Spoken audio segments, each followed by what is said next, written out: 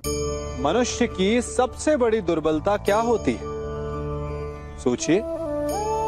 धन, प्रेम, अहंकार। मनुष्य की सबसे बड़ी दुर्बलता होती है उसके रहस्य। चाहे आप कितने भी शक्तिशाली क्यों ना हो, कितने भी प्रबल क्यों ना हो, परंतु उसके रहस्य उसके नाश की चाबी होती है।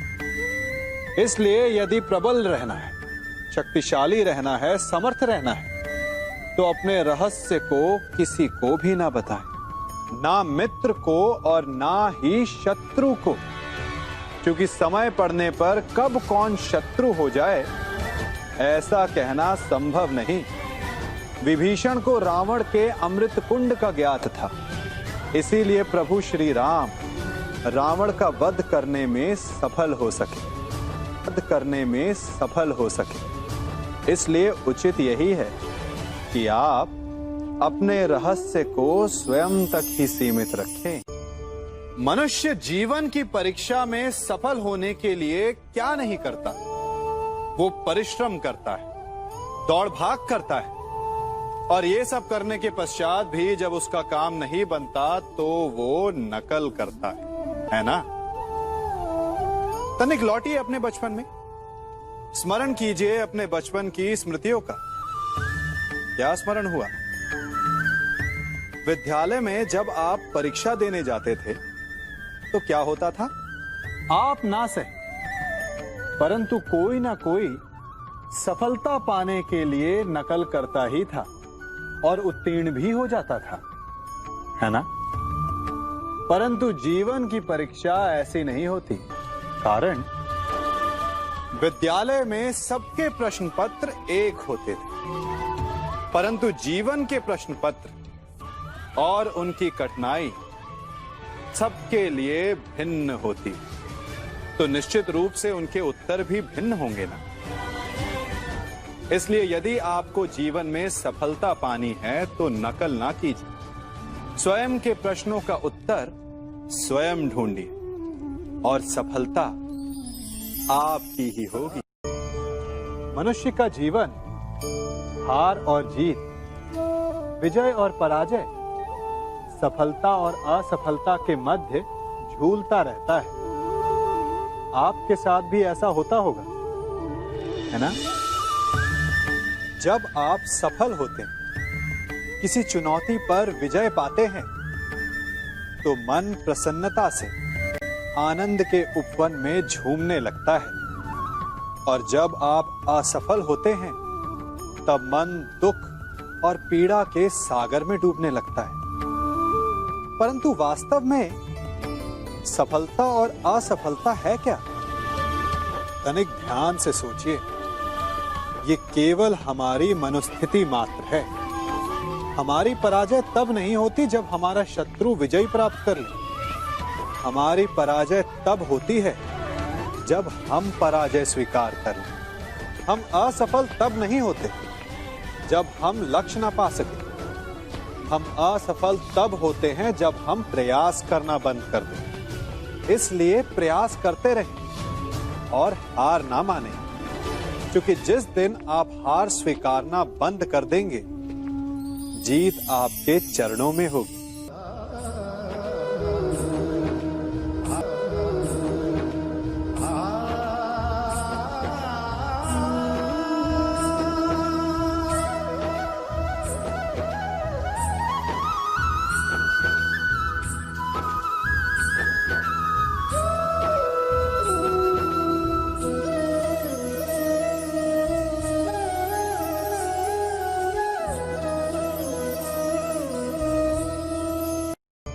आप सबने बरगद के वृक्ष को तो देखा ही होगा। क्या आपको ज्ञात है, बरगद के वृक्ष के बीज का आकार राई से भी छोटा होता है, परंतु बरगद का वृक्ष संसार के महाकाय वृक्षों में जाना जाता है। जब उसका जन्म होता है तब उसमें वो जटाएं, वो शाखाएं नहीं होती, परंतु जैसे जैसे उसका विस्तार होता है, जैसे जैसे वो अधिक शाखाओं का भार उठाता है, अधिक पत्तियों का सृजन करता है, वैसे वैसे उसकी शाखाएं जटाएं बनकर जड़ तक पहुंचती है और इस वृक्ष को सहारा देती है। ये जीवन का बहुत महत्वपूर्ण पथ है। बिना लोभ लालच शुभ कार्य करें, अन्य लोगों की सहायता करें। धीरे धीरे आपने जिनकी सहायता की वो आपके सहायक बनते जाएं, आपकी जड़ों को और बलशाली बनाएंगे, आयु मान और आकार बढ़ाएंगे। सहजीवन, सहायता और निष्काम कर्म आपको मृत्यु के पश्चात भी मरने नहीं देगा, आपको अमर रखेगा। हमारा शरीर प्रकृति का एक महाशिकार है। इससे जटिल संरचना संसार में और कोई नहीं। हमारा शरीर जितना जटिल है, यदि इसे ठीक से जाना जाए तो इससे अधिक सरल ज्ञान देने वाला और कोई नहीं। हमारे शरीर में 5 इंद्रियां होती हैं जो हमें भाव, गुण और वस्तुओं का बोध कराती हैं।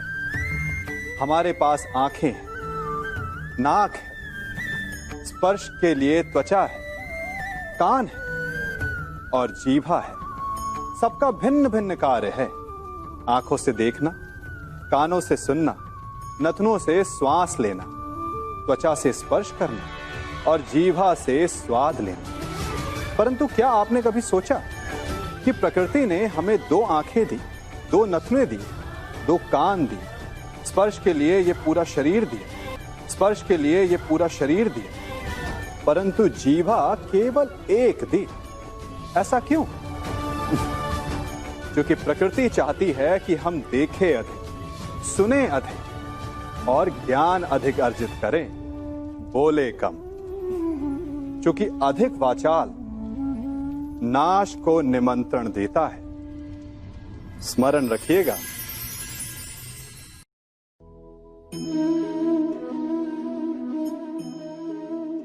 ये सदा यही कहते आए कि यदि आगे बढ़ना है तो अपनों का साथ दो। सत्य कहते हैं, अपनों का साथ देना ही चाहिए, परंतु साथ देने से पूर्व ये अवश्य पहचान लेना चाहिए कि अपने हैं कौन। क्या अपने वही होते हैं जिनके साथ हमारा रक्त संबंध होता है, या अपने मित्र सद्कार्य के लिए प्रेरित करें, हमें आगे बढ़ाएं, हमारा साथ दें, और वो जिनका साथ देने से समाज का नाश, धर्म की हानि हो, वो सगे हो करके भी सगे नहीं होते। इसलिए जब अपनों की परिभाषा का चुनाव करें तो उन्हें अपना माने जो आपका साथ दे, उन्हें नहीं जो हमें अज्ञान के मार्ग पर ले जाएं।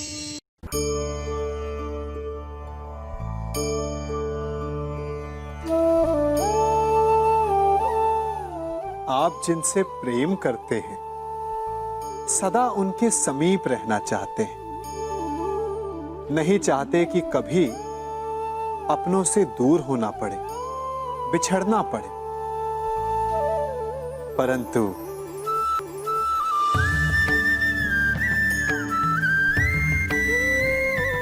एक समय के पश्चात अपनों से दूर हो जाना उन्नति के लिए आवश्यक है।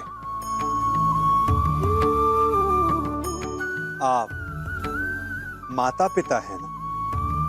यदि आप अपनी संतान के जीवन के हर पग पर उनका मार्गदर्शन करते रहेंगे तो आपकी संतान स्वयं मार्ग चुनना कैसे सीखेगी?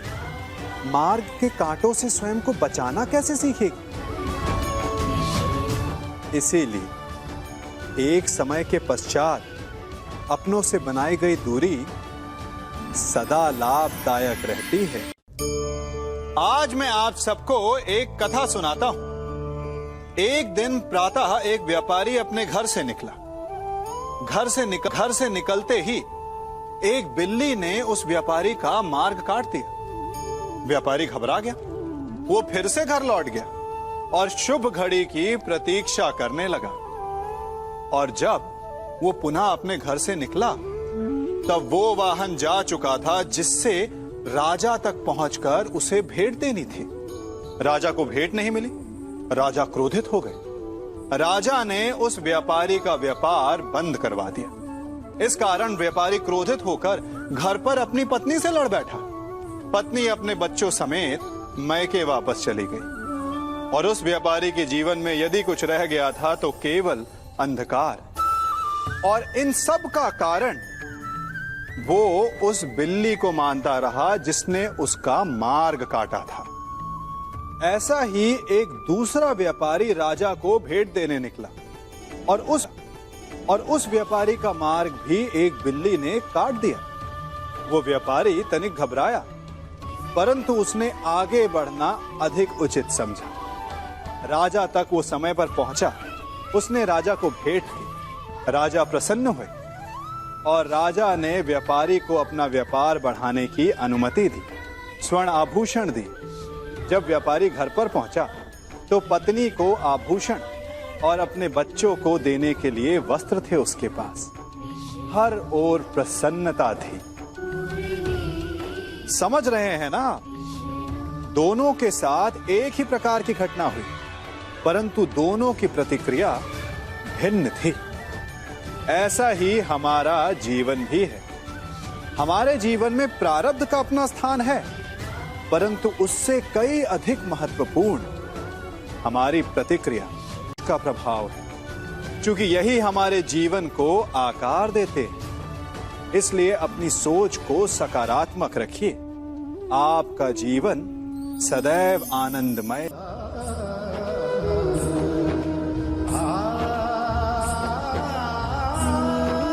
हम सभी अपने जीवन में कोई ना कोई कार्य करते हैं। कार्य करते हैं तो थकान की अनुभूति होती है, और यदि थकान ना उतरे तो कार्य करने का मन नहीं करता। हम आशा करते हैं कि कदाचित एक दिन में 24 के स्थान पर 26 घंटे होते तो आराम करने के लिए हमें और अधिक समय मिल जाता। हमें ऐसा अनुभव होता है कि हम बहुत अधिक कार्य कर रहे हैं, है ना? परंतु क्या आपने कभी सोचा है कि जो लोग संसार में सफल हैं, उनके पास भी सफल होने के लिए दिन में केवल 24 घंटे थे? तो फिर वो सफल क्यों हैं?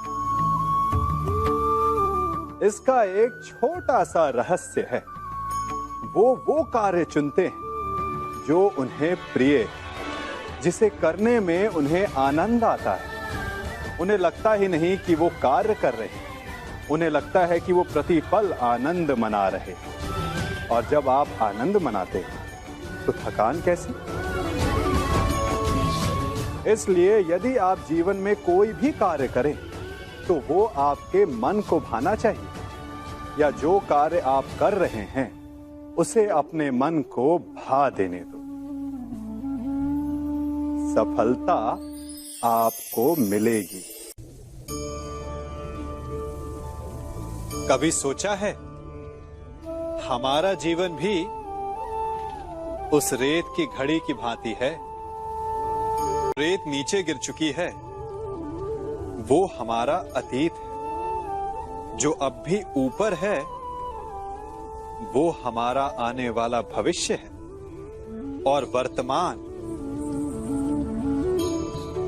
ये संकुचित स्थल है जहां से धीरे धीरे करके रेत गिर रही है।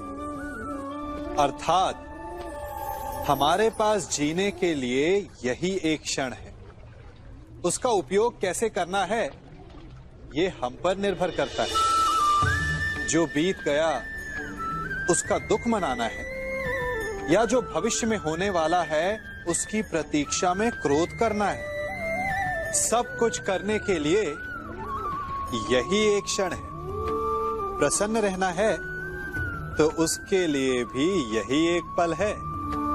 प्रतीक्षा करते रहोगे तो ये पल भी भूतकाल में बदल जाएगा। इसलिए आनंद के लिए, परोपकार के लिए प्रतीक्षा ना कीजिए। आपके पास जो पल है उनका भरपूर सदुपयोग कीजिए, क्योंकि इस घड़ी को पलटकर आप फिर से समय अवश्य गिन सकते हैं, परंतु अपना बीता हुआ समय आप वापस नहीं लौटा पाएंगे।